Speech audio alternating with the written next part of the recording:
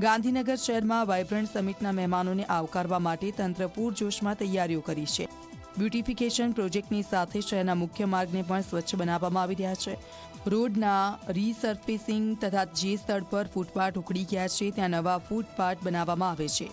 જાન્યુઆરીના પ્રથમ સપ્તાહ સુધીમાં આખા ગાંધીનગર શહેરને સજાવી દેવામાં આવશે. ગાંધીનગરમાં ચિત્રકામ અને રસ્તાના સમારકામની પૂરજોશમાં કામગીરી થઈ રહી છે. ગાંધીનગરમાં અંડરપાસ, જાહેર રસ્તા પાસેની દિવાલો અને મહાત્મા મંદિરની આસપાસના વિસ્તારમાં સજાવટ કરાઈ છે. ઉલ્લેખનીય છે કે વાઇબ્રન્ટના ડેલિગેટ્સ માટે ઇલેક્ટ્રિક સાયકલ અને સાયકલ શેરિંગ શરૂ થશે.